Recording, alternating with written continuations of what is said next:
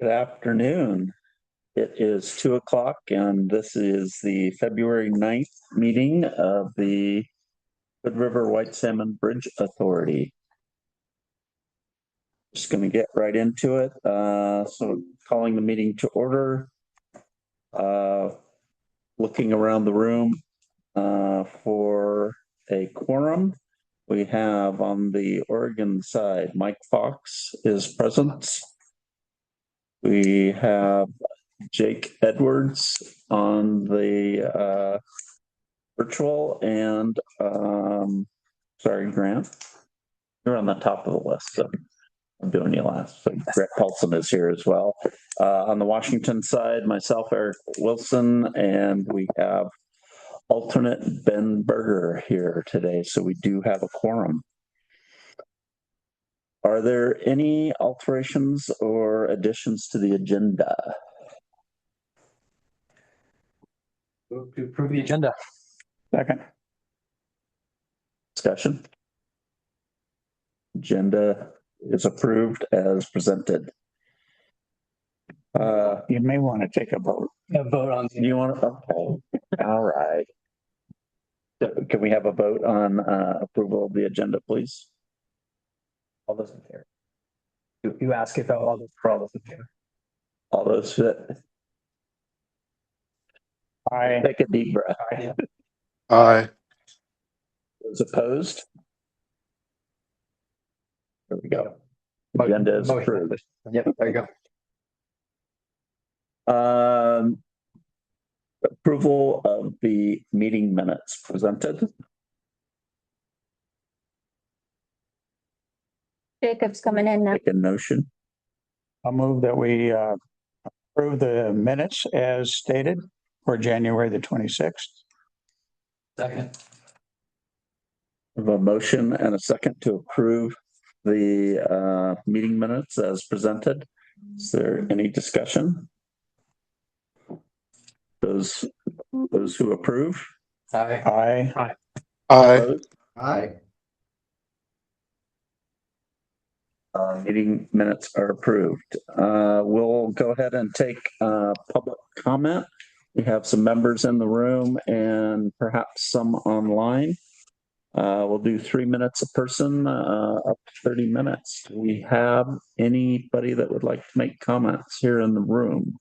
Chair, if I could, I'd like to introduce Bob Cannon over here to my left. Bob is going to be a candidate for an alternate commissioner from Klickitat County, and he's sitting in on the meetings today.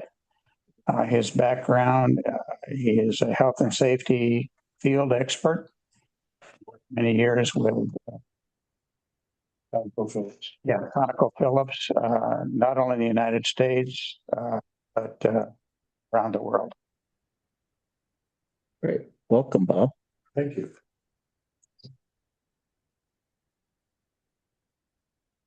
And Jake Anderson has joined the meeting. Okay. Go ahead, Jake. Just to follow up with what Mike said, I heard from the county clerk and she said they're going through the appointment process and applications are open for 21 days for our alternate position. I haven't had a chance to meet Bob, but she did let me know she received his application. So they won't be making any appointments until that process closes. Great. Thank you, Jake, for the update. Are there any comments from the public online?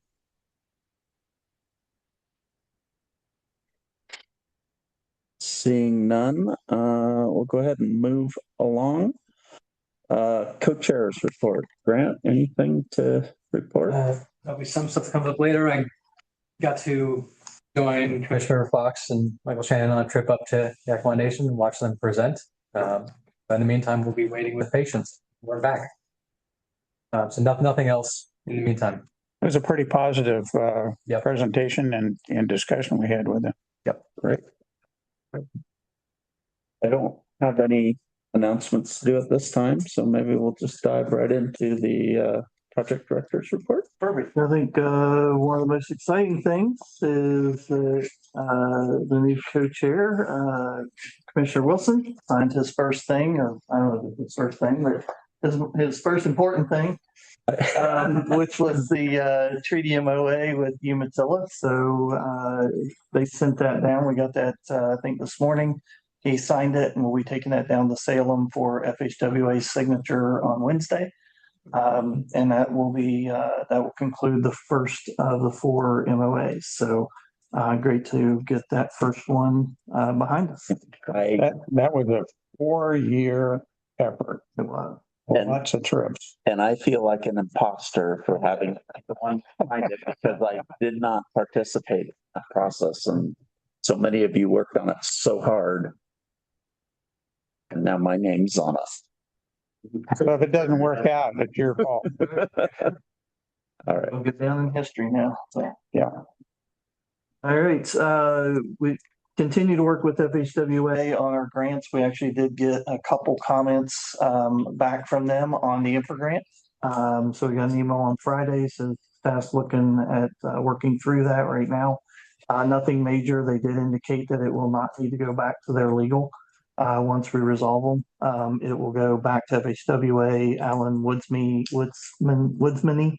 in DC, and then he'll sign off on it, and it'll go over to the office of the Secretary of Transportation. So hopefully by the end of next week, we can get that back to them, and they'll get it over into the hands of the Secretary. So that'll be a big step. It'll go over to them as we had originally done it, which was 2 parts: the $75 million design, $100 million for construction, and then also with the $8 million CDS funds. There's still discussions on pulling the CDS funds out, but that'll at least get it out of FHWA and into OST or Office Secretary of Transportation's hands. So important step to at least continue the movement of that forward. So that was good to have that back from FHWA. So the PDB team continues to work on the bridge monitoring. They're making progress on that. Really down, I think almost all of the equipment is installed except for the tide monitor, which will monitor the elevation of the river. Everything else is installed. They're working with finalizing the data transfers between the equipment back to our servers. And then once that's all done, they're also working on the back sites. So the surveyors will be out putting back sites in so that they can kind of check in and make sure they know where they are in space. And then they'll be able to read the instruments, and we should start collecting data here soon. So as soon as that's up and running, we'll get the dashboard up and running, and we'll start to discuss what kind of information we're getting. Right. Other key areas, the city, if you notice, there was some equipment down on 14. The city went out and did some clearing for us on the north side of 14, just so drainage and survey could get back out there and get a little better shots on what the existing ground looked like. They also cleaned the area of the creek that runs down towards the railroad on their property just outside of the park and ride. So that's cleared now. Just gives us a better picture of what's going on through there. We're also looking at starting the in-water work window. So let's see here. Did the barges show up? Has anybody seen them? They weren't out there a few minutes or when I came up. Okay. Down at Bonneville Dam this morning, and I saw what I think of the barges going through the nav lock. Okay. I thought I saw something coming up this morning when I was coming up. So Got a video. they should be on their way up, and we should start seeing some geotech boring starting in the next few days. So some activity going on. We also are working on a conversation with CryptVic about the access in to do some geotech borings. They're open to having a conversation about being able to take our drill rig actually across the TFAS site. So we're going to sit down with them tomorrow and have a conversation about that and see if that'll work out.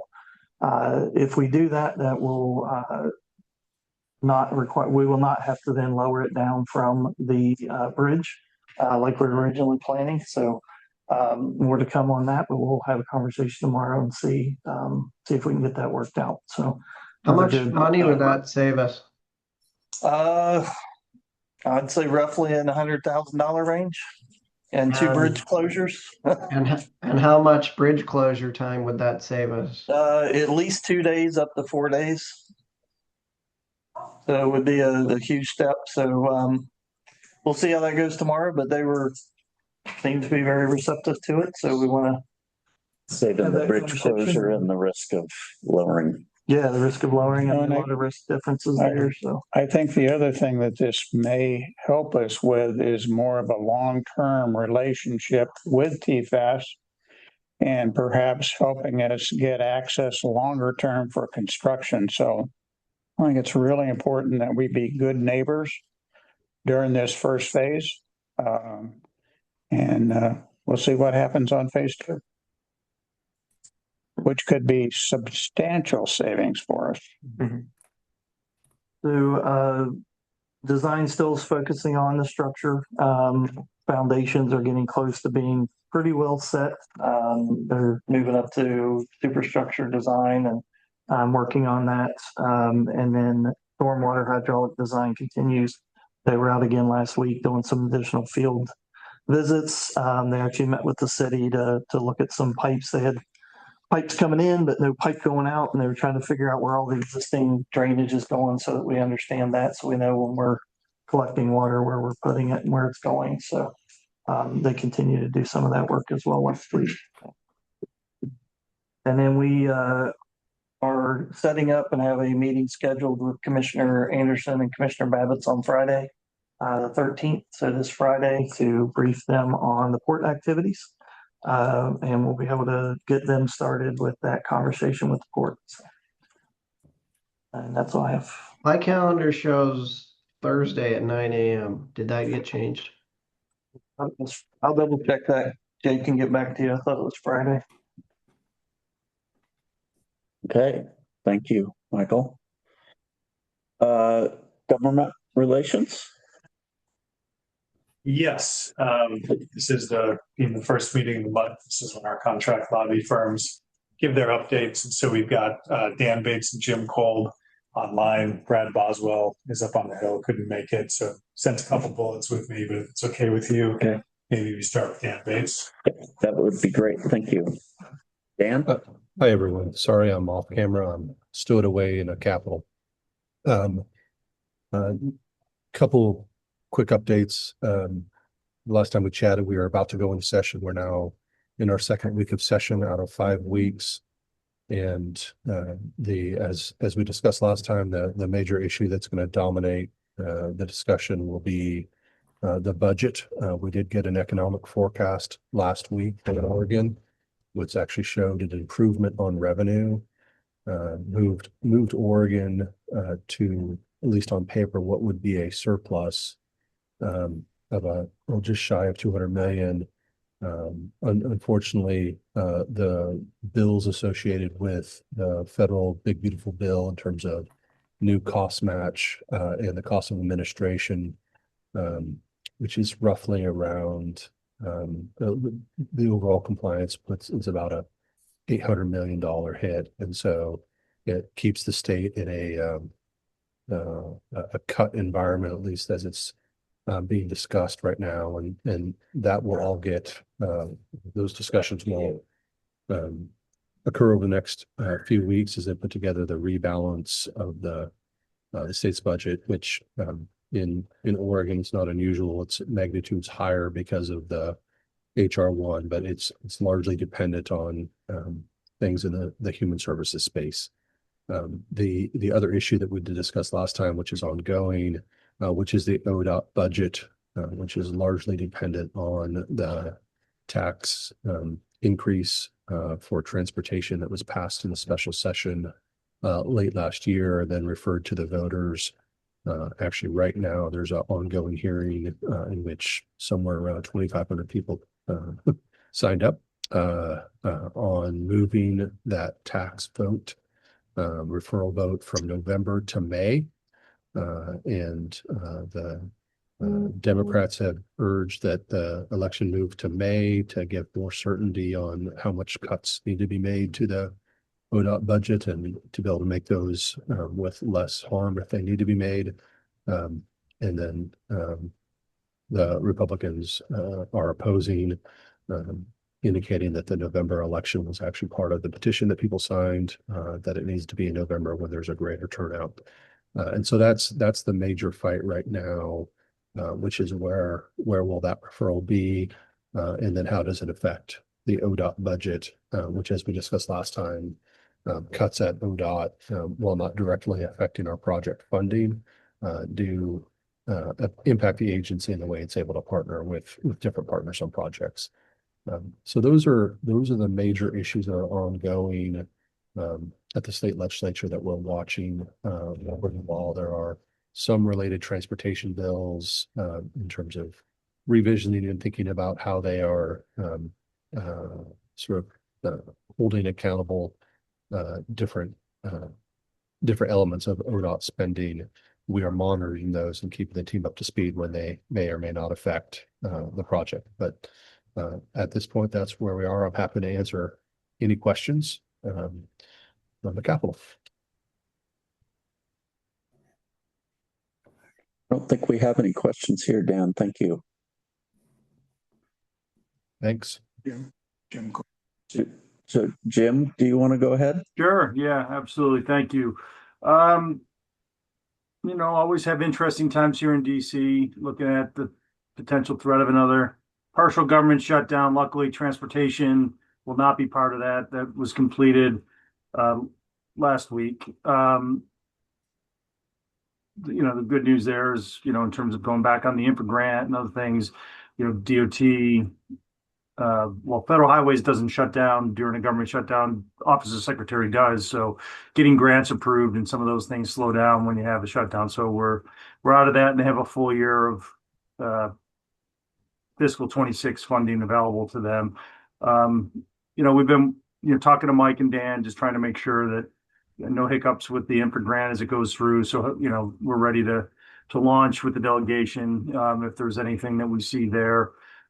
The other piece we're monitoring is a memo that the Office of Management and Budget put out related to 14 states, including the states of Oregon and Washington, which are deemed to be sanctuary states. They've put out a memo that wants OMB to put together, and all the agencies to put together, a list of all obligations over the past year and all projected obligations for the remainder of this fiscal year. They made it clear that they're not looking at this as something to necessarily withhold funds, but it's not clear what they're going to do with it. They've also did over the last week withdraw about $1.5 billion in funds from 4 of the states. Thankfully, Washington and Oregon were not among them, but obviously that's something we continue to monitor. And think about how we communicate the bridge and the role of the bridge and the authority, given the dynamics around sanctuary cities and immigration. So just again, something we're monitoring, but and not clear where they intend to go with it. But something we need to be cognizant of as we go through moving forward with the BIP. We're finalizing the infra and then trying to hopefully lock down the BIP grant. And then lastly, just again, talking to Dan and Mike, trying to look for the right time to have some authority members come out, engage the delegation, bring them up to speed on what's been happening, and obviously advocating for the BIP grant, targeting some times potentially later this spring for that to occur. And I guess the big thing, we are definitely still, talking to folks on the Hill and as well as USDOT to see if we can lock down when they plan to release the FY 2025 BIP funding. I think gotten a range of reports that, some decisions may have been made to move things up to the Office of Secretary to finalize 2025, but it's not very clear what their intention is in terms of when they want to actually announce those awards. So we're still keeping our ear to the ground to see if we can find out anything on the 2025 funding. That's Jim, a question for you. Yes. A question for you, Jim. Do we need to inform the feds of our kind of drop dead date for funding on this project. Otherwise, we lose the in-water work window of 27, 28, 27, 27. 27. And if we miss the window, add another 40 plus $million to the estimate, which we don't have a request in for. Yeah, no, well, I mean, in our last meetings we had, when we communicated that, when Mike was in, I don't know, I can't remember, Mike, how specifically we got on the potential cost increase, but I know we definitely talked in-water work windows, and cost increases associated with it. Again, I don't know how specific we were. We can definitely, obviously we're talking about trying to, identify a time that it makes sense for folks to come, to DC, but we could also definitely communicate that to folks at Federal Highways to make sure they understand kind of the urgency and the potential impacts of missing that window. Okay. Okay, thank you. And we did stress it was a $40 to $60 million. But I think it's worth reminding them again because everybody's Yeah, beating the brush for their projects. but add-ons are always forgotten. As a Yep. stand up. Jacob? Jim, what was the 1.5 billion in projects? Was that in transportation or was that in another? We're trying to get our hands on the list. It was definitely some transportation funding. I think there was also some HHS funding. So yeah, they definitely did touch on transportation. And then what is our drop dead date for infra? When do we either have to get that signed or get the money out the door before we start losing infra? Yeah, no, I mean Mike, remind me, the obligation I think is It's in the end of 27. 2027, so you have another year and a half.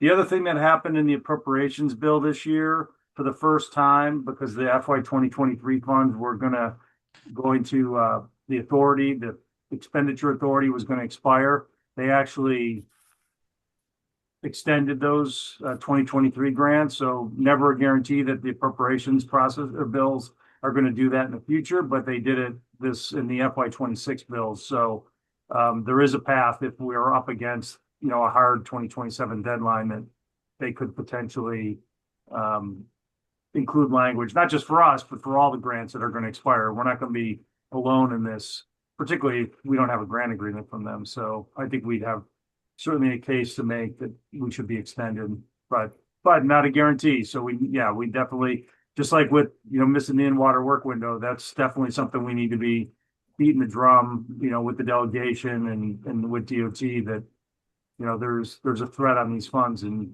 it has real impacts on this project. Do we have the same issue with the CDS funding?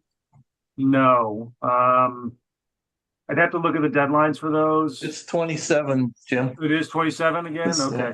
Yeah. They do it, some years they make it no year money, so it's available for to use it. Like the year we received it, I guess they had it was the 4-year money. So this pullback that you're talking about, potential, could that also involve the CDS money? I mean, those funds definitely, that authority just goes away. It's no longer there. So yeah, that money has to be obligated. Yeah, where I'm going with this is that, to me, we've got to make a decision and push Federal Highways to either get on with it with the infra, with the CDS tied to it, or split them out and get the CDS over to us. We need the CDS before we need the infra. Got it.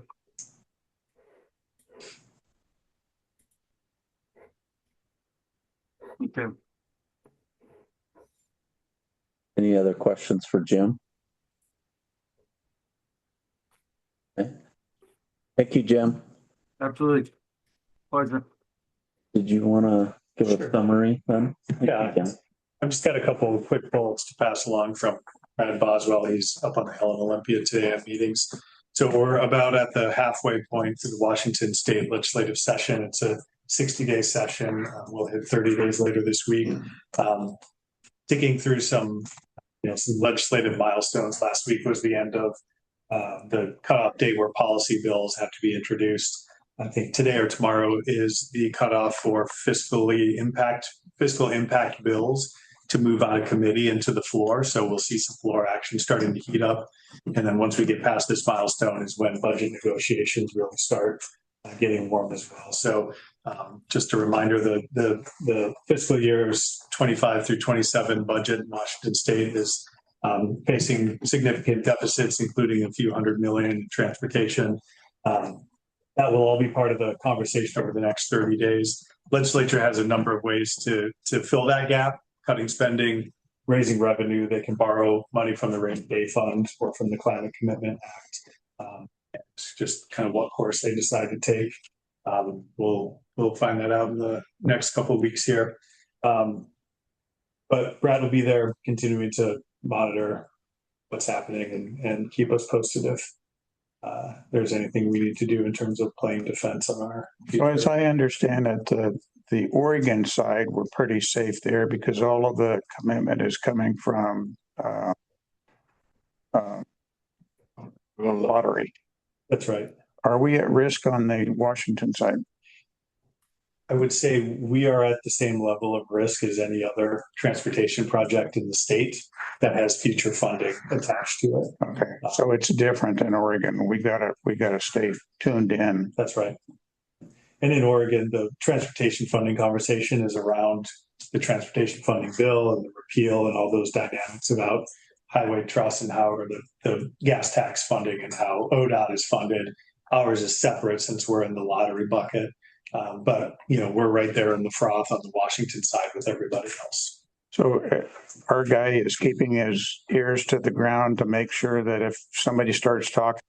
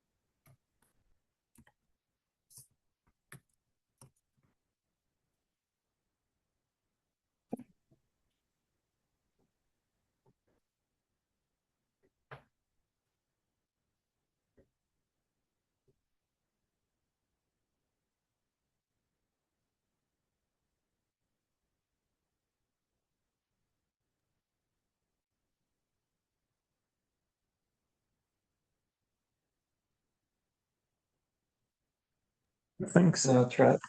Can you hear us now? Yep, I can hear you now. Thanks, Jake. Thank you. No problem.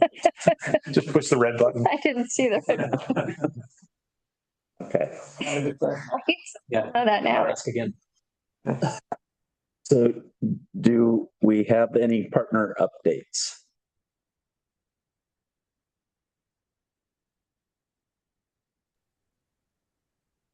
They gave them all while you guys were muted. Thanks, No, Rob. I was just gonna add that the CDS was 27 because Michael, the conversation. Yeah. So same with the other phases. It seems like the 26 like right away utilities, they're all contingent on the infra. So I guess if it gets executed here in next few months, then those should be able to start up, I guess. So Okay. just keep me updated if there's any major delay. Otherwise, we might have to slip those to 27, but I'm not going to do that right now. So, Okay. Thank you. and Thank you, then Rob. we're processing the last lottery invoice we got last week. So Thank you. Thank you. Okay. I think with that, we're on to the consent agenda. We have invoice approvals in there in the packet. I'll accept a motion. To approve the invoices. Have a second? I'll second it. Is there any discussion? All right. Those in favor? Aye. Aye. Aye. Opposed? Okay. Let's pay bills one more month. The second item, I don't have it in front of me, but we have a conflict with the meeting schedule at the end of May. And what we'd like to do is discuss rescheduling that from, so that would be Memorial Day to the following Wednesday. So we at least have something on the schedule.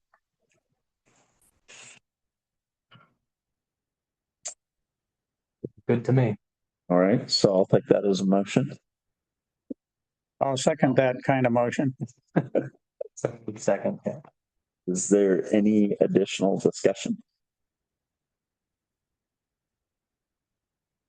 All right, let's have a vote. Those in favor? Aye. Aye. Aye. Those opposed? All right. Meeting moved to the 27th. There we go. So that gets us to committee reports. You want to lead us off, Trash? Work on the list, so I suppose so.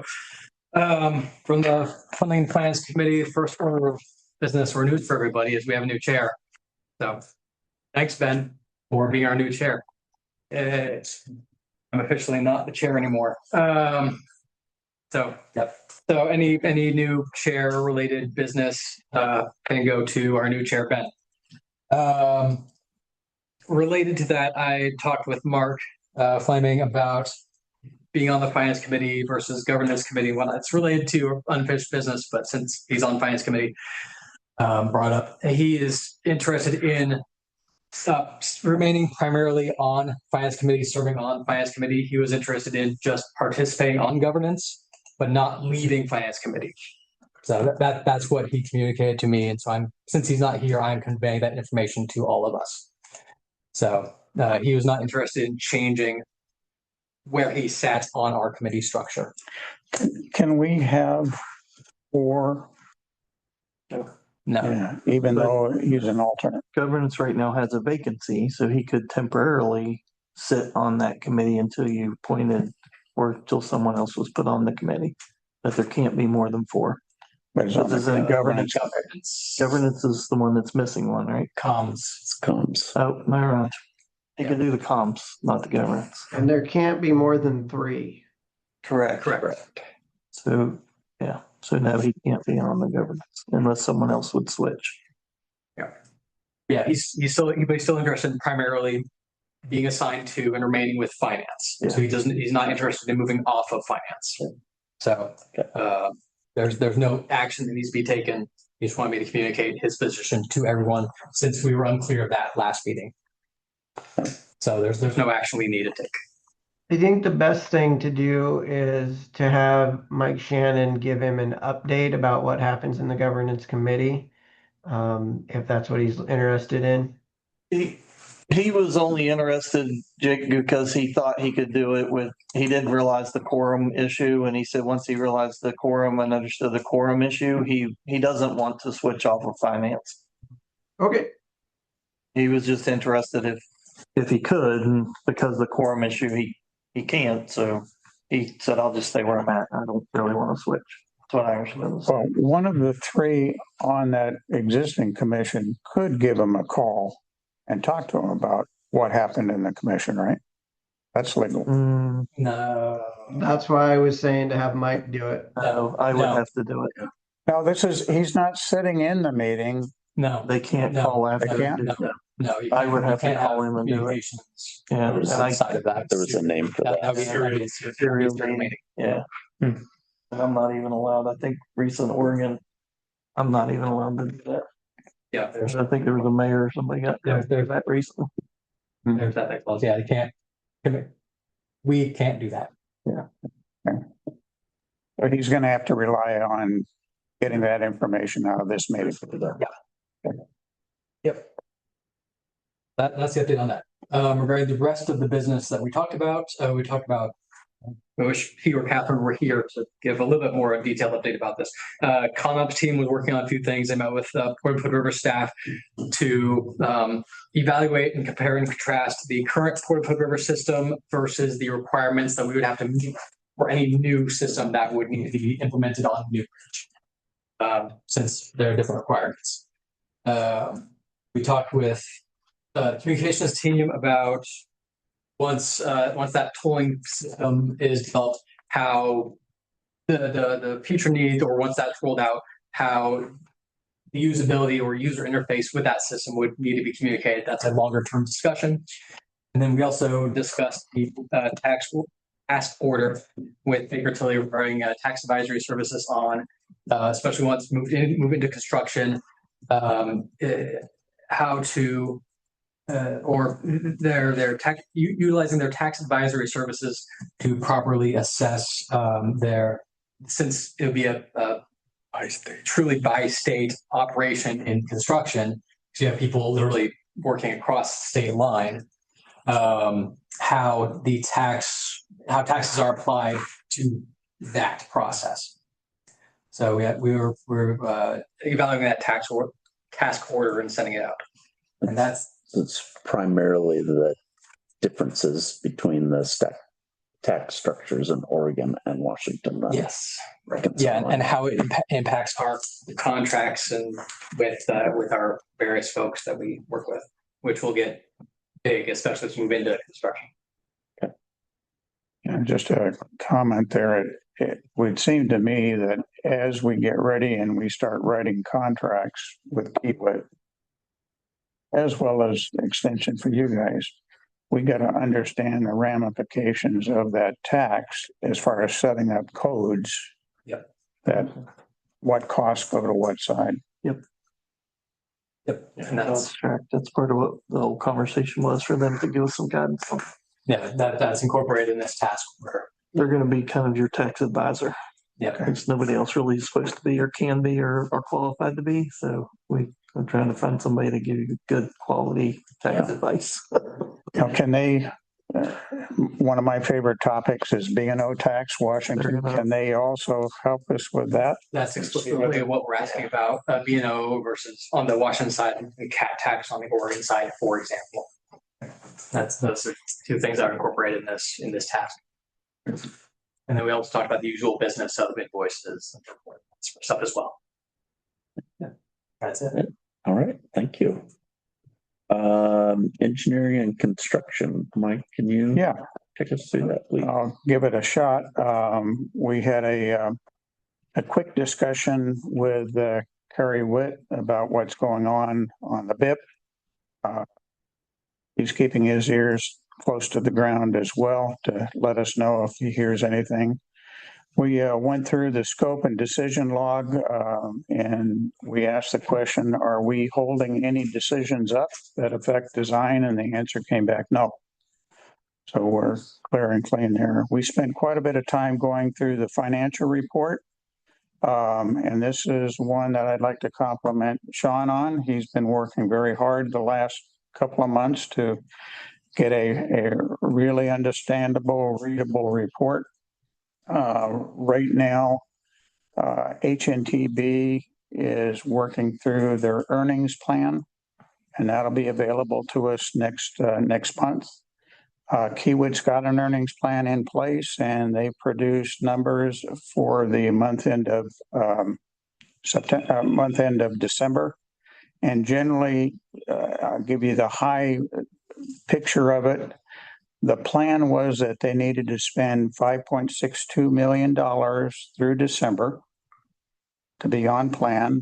they actually earned, in other words, they worked progress, and the budgeted amount for that work progress was 3.9 million. So they're about 1.7 million behind schedule to their plan.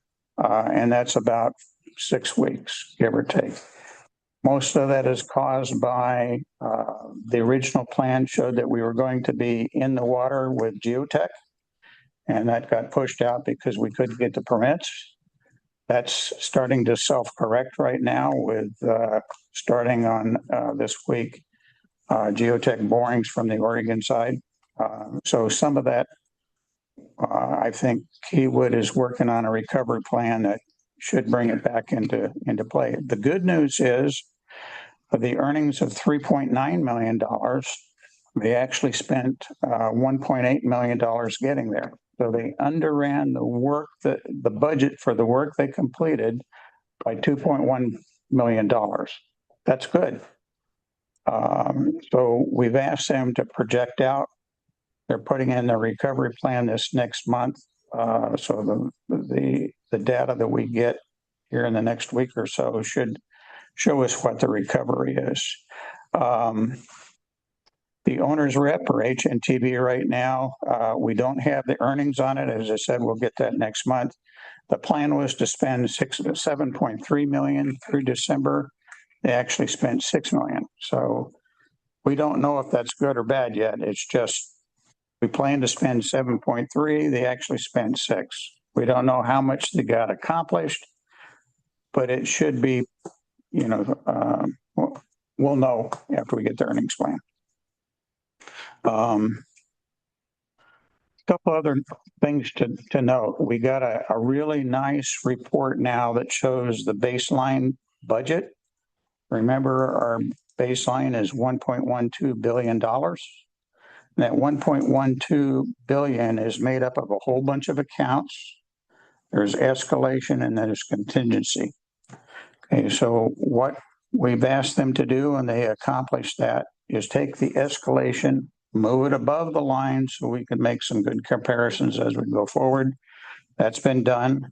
And by doing that, it doesn't change the bottom line number. It's still 1.12 billion. It shows there is one other change that took place is that when they did that change, they also updated the cost for 1B.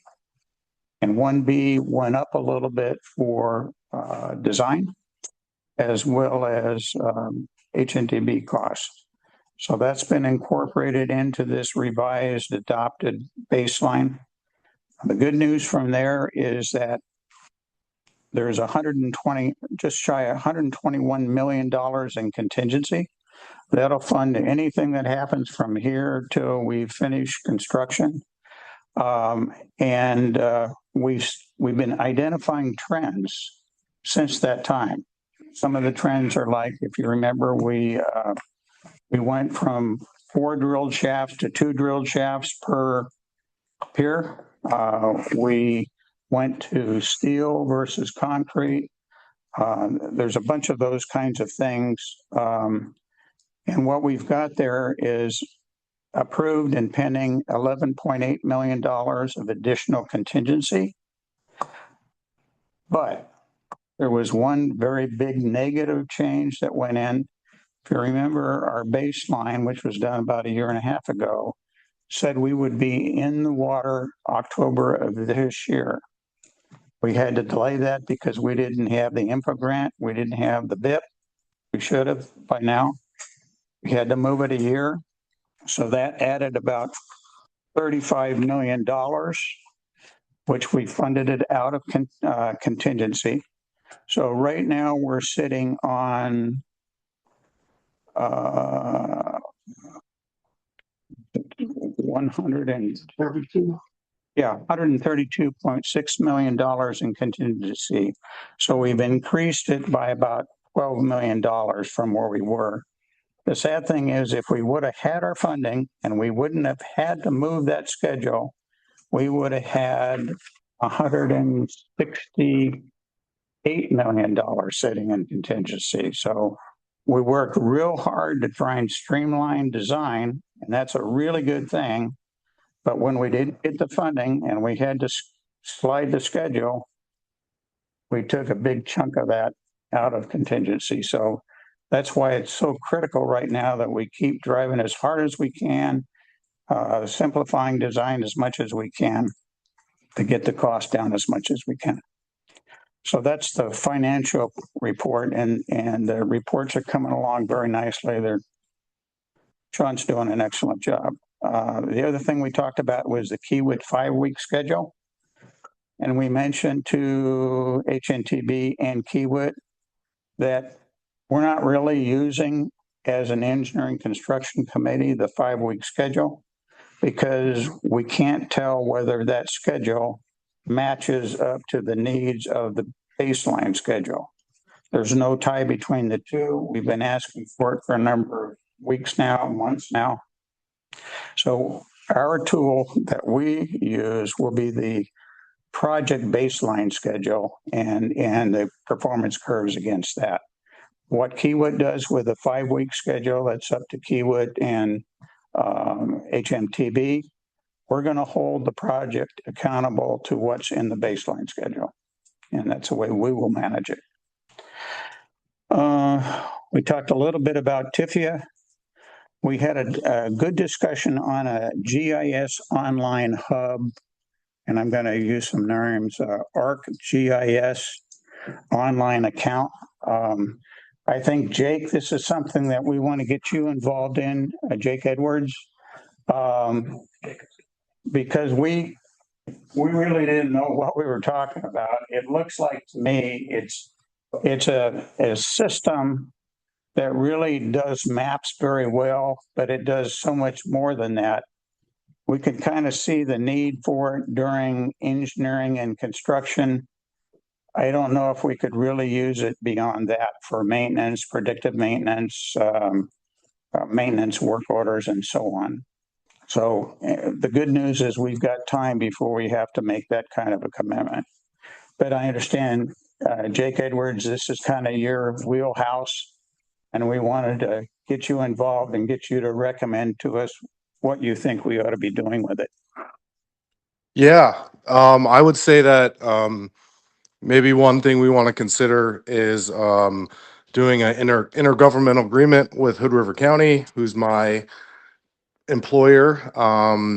We manage a ArcGIS Online subscription, and the county does provide services to other governmental agencies to make maps or produce dashboards and things like that, and that might save the bridge authority a significant amount of money because those licensing costs are pretty high.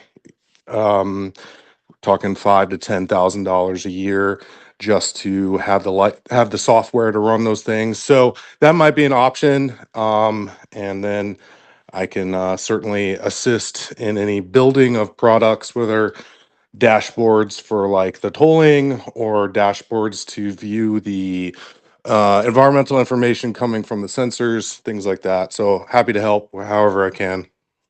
Yeah, Jacob, and we can talk about this later.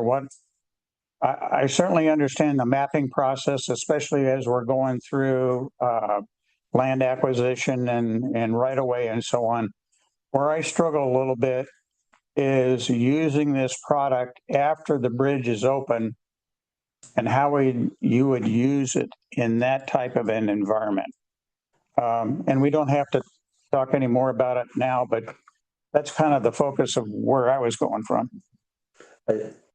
I think I took away from it, there's two triggers. The first one is we've got our design teams using this tool to develop the database now. And the question is, how far do they take that? There's a certain amount of effort that's there already. Do we add some effort to that for a management tool in the future? And then the second is really the question is what and how do you access it and use it in the future? So I think it's kind of a two-part thing that we're going to have to address coming up here in the next 6 months, probably. Yeah. Yeah. Jake, we'll have our GIS team reach out to you and set up a meeting and go through it with you, and then we can go from there.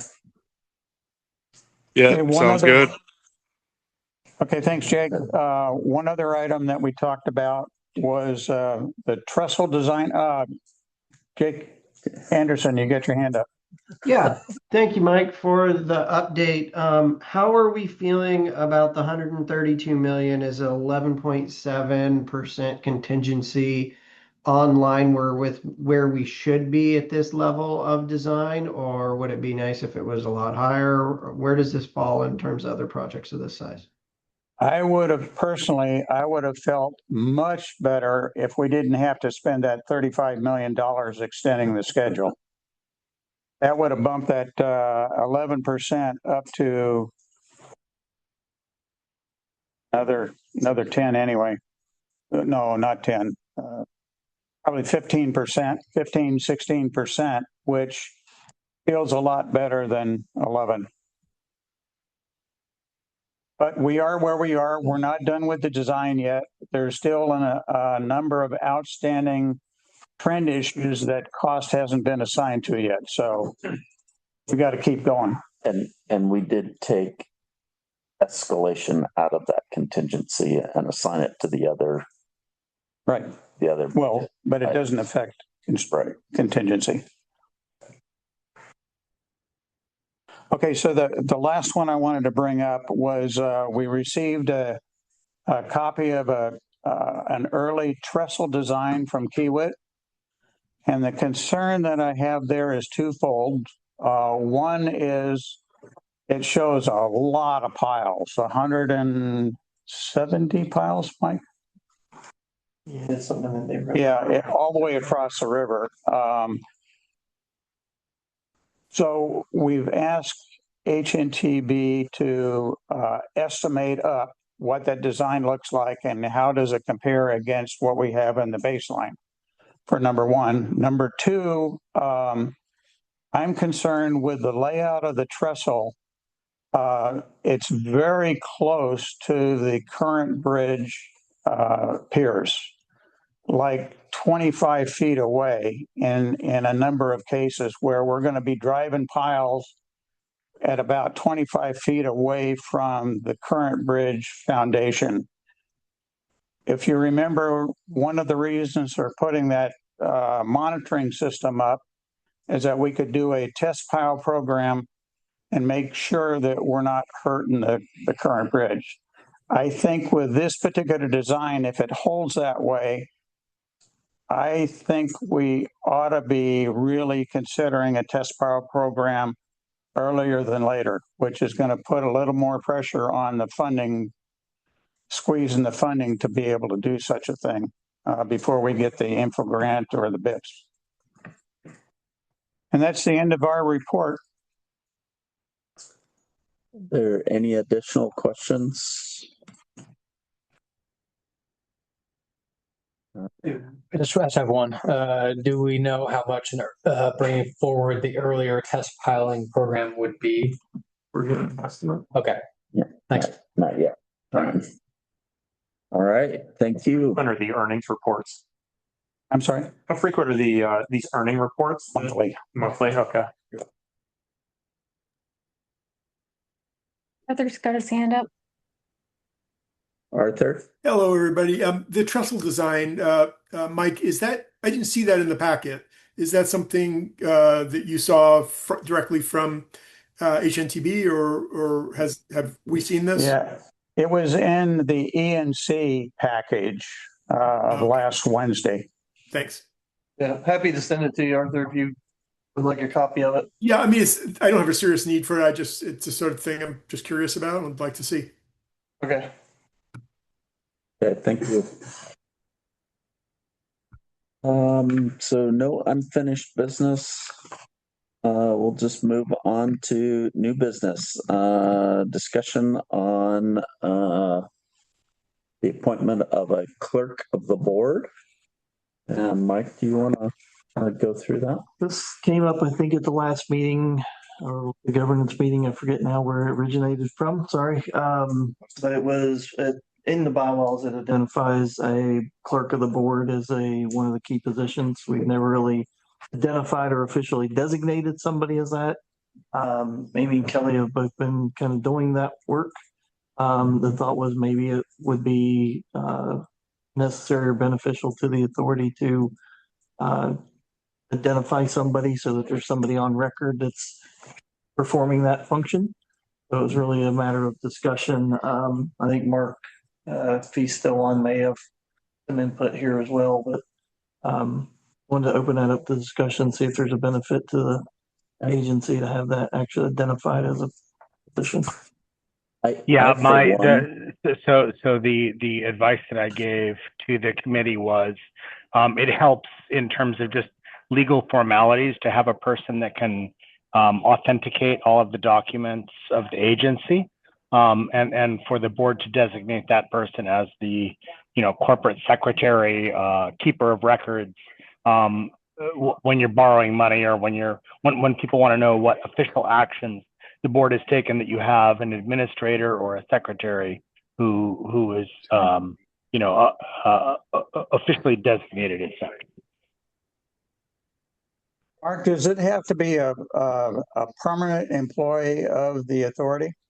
No, it can be anyone that the board designates. It can be a board member. It could be, there's no particularity. It's just nice to have it in person, as designated by the board, so that we can point to that and say, when this person certifies a document, then that person is the board designated keeper of records. So could that be somebody that worked for HNTB that worked for us? Sure. In my opinion, guys, until we get the bid, we want to keep our costs down as much as we can and stretch our funding that we've got. So I think we ought to be careful about hiring a permanent new person for this. And I think we should consider naming somebody from HNTB that we're already paying for to act in this role until such time as we decide it's time to stand up a permanent organization. Arthur? Yeah, this is, there was no suggestion that we should be hiring someone for this. I think the proposal that was made in our committee meeting was that we should say that Kelly is that person. That we wholeheartedly endorse Mark's recommendation after discussion at our committee meeting. Jake, did you want to add anything to that? I just agree, and I really like your background.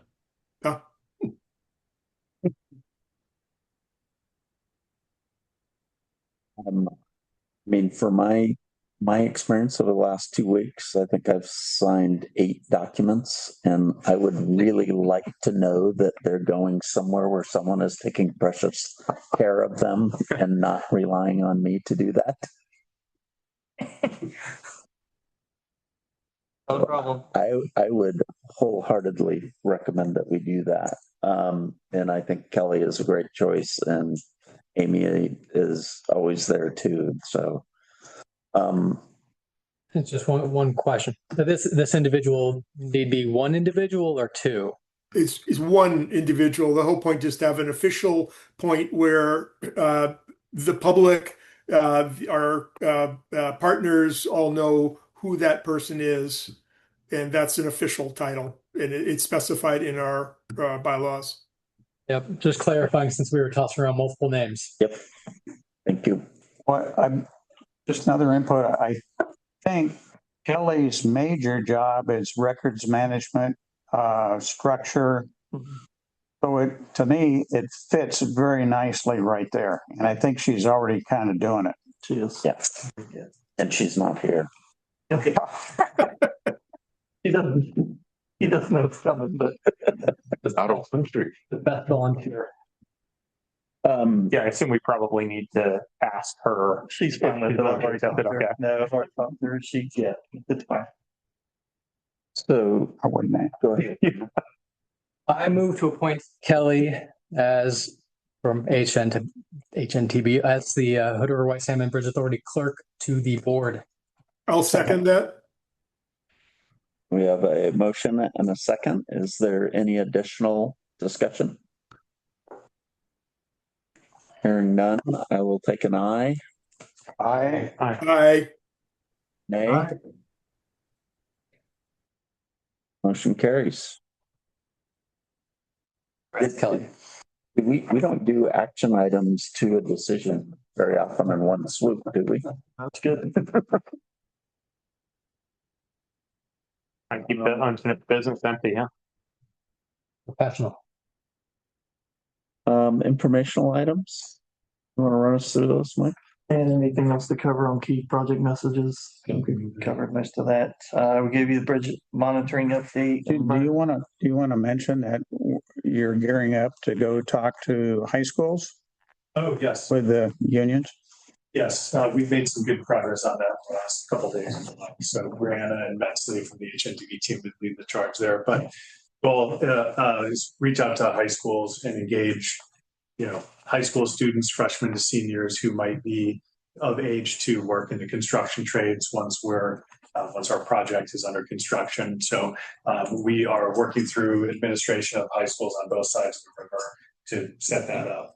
Have an internal meeting coming up this week to talk about our goals and be partnering with a number of labor union folks who have similar interest in getting folks into their apprenticeship apprentice programs. I think Commissioner Fox had linked us into Trust Cities maybe as well. Yeah, I had a call with the training coordinator for the pipe fitter welder union. Oh, great. And he's ready for a Zoom call. What about CGCC? We in touch with them at all? That's one of the places we've talked to, yeah. Okay. Yeah, we're actually trying to hire an intern for them under our contracts group.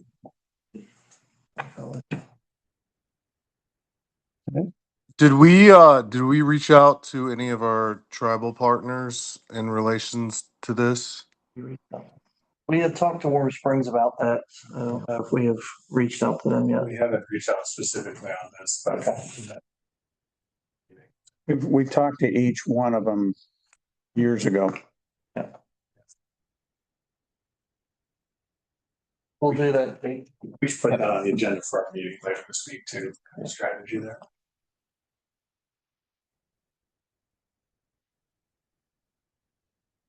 Environmental, Christie, any environmental updates? I guess for the board's information, where the environmental team is very active, being led by Kiewit and pulling together applications. The first round of applications will go in about a week, and they'll go to the Army Corps and to the U.S. Coast Guard. And those are for the Section 408 permission and the bridge permit. And the bridge permit will be one of the last permits that we receive. And Section 408 is a phased program where we'll have several rounds of submission. Thanks for Catherine. She's been just today reviewed the cover letters and they're looking good, ready to sign. And then on other parts of environmental, we're coordinating with FHWA, Cryptic, other folks to move forward on ESA coordination. That's going very well. We're also doing a lot of coordination with WSDOT to make sure that SEPA gets done this spring. And we received a round of comments from WSDOT in December and have responded, and that document's gone back to WSDOT. Hopefully we won't see it again until it's published. That will be the next step on WSDOT's. Right. Any questions? Thank you. That's the last of the informational updates. Sorry, I had a question. Okay. Did we get, in terms of the geotech work, we were waiting for some approval to start work on the Washington side. Have we received that yet? Arthur, no, we have not received the final permit from, it's actually a right of entry from Washington DNR. And that's for the parcel that Washington DNR controls in the New Bridge right of way from the Washington state line up to the Klickitat parcel boundary. And what the plan is to stay off of that completely while we're in the water until we have that, with the exception that we'll re-examine whether we want to sneak around that and into the near shore with a small barge if needed later this spring when the water levels are higher. So we'll see. But right now we expect that in April or before. Okay, so we're not worried about this yet. No, not yet. There's plenty of work between now and then. Great, thank you. Arthur, you might have missed it the first part of the meeting. You should start seeing barges in the river on the Oregon side, though. Yeah, I'm looking outside right now. I don't see them. Nothing yet. All right. Nothing quite yet, but yeah. They were spotted down at the lock, so they should be headed this way. So you should start seeing them. I'll let you know when I see them. Pete, right. And did I miss the, you skipped over the bridge monitoring update? Is that happening later? No, we went through that earlier. Okay, you don't have to repeat it for me. Okay. So that's it on the environmental or the informational items. How about the annual report? The annual report, we got comments from 3 of the commissioners. We're working through those comments, making updates to that, and we'll get out another draft as soon as we get that reorganized. So Okay, and that, I think you mentioned that was going to be before the end of the month. end of the month, yep. 26. We'd like to finalize that in March. Okay. What do we usually do on the upcoming items? Those are really just for information. For information, actually.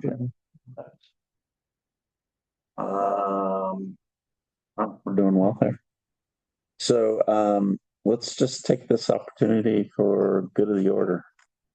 Anything has come up that you'd like to bring up? And we'll just start with you, Mike. Nope. No.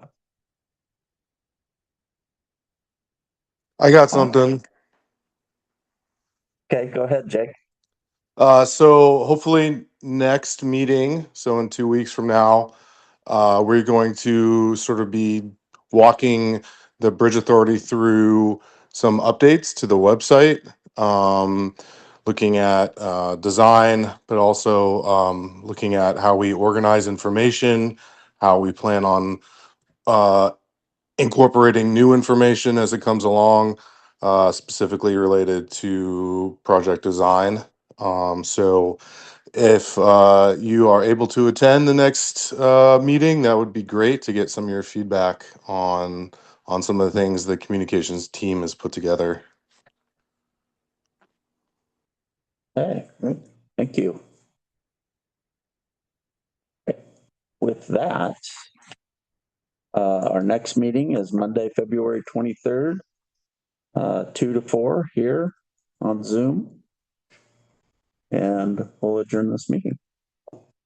Thank you. Have a great day, everybody.